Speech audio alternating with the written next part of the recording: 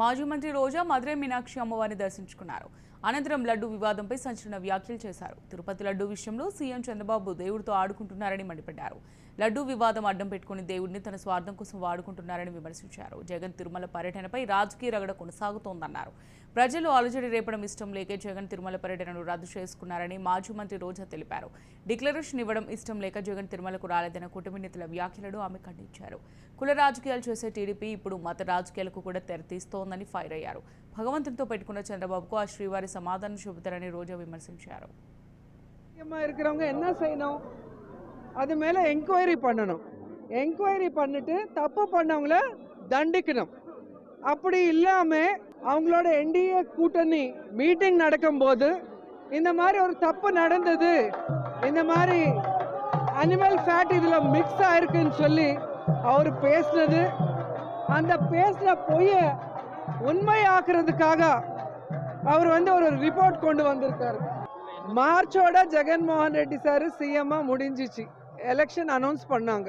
ஜூன்ல சந்திரபாபு நாயுடு சிஎம் ஆனார். ஜூலைல தான் அந்த டேங்கர்ஸ் வந்திருக்கு. 17/7/2024 கண்டெய்னர்ஸ் வந்திருக்கு.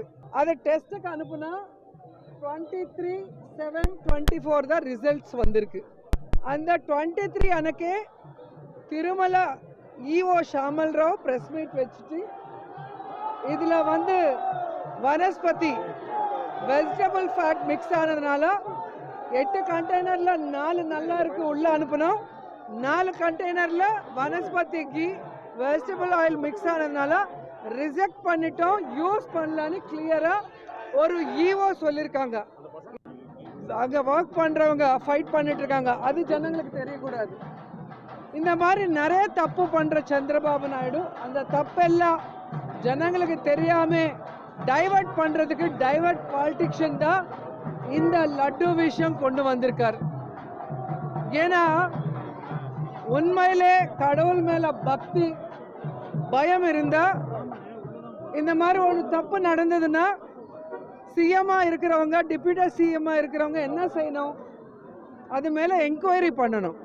என்கொயரி பண்ணிட்டு தப்பு பண்ணவங்கள தண்டிக்கணும்.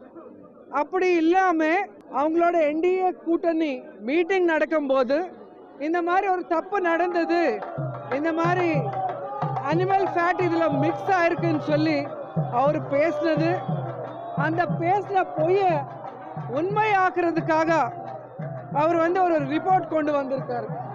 மார்ச்சோட ஜெகன்மோகன் ரெட்டி சார் சிஎம்மா முடிஞ்சிச்சு. எலெக்ஷன் அனௌன்ஸ் பண்ணாங்க. ஜூன்ல சந்திரபாபு நாயுடு சிஎம் ஆனார். ஜூலைல தான் அந்த டேங்கர்ஸ் வந்திருக்கு. 17/7/2024 கண்டெய்னர்ஸ் வந்திருக்கு. அதை டெஸ்ட்டுக்கு அனுப்புனா 23/7/24 தான் ரிசல்ட்ஸ் வந்திருக்கு.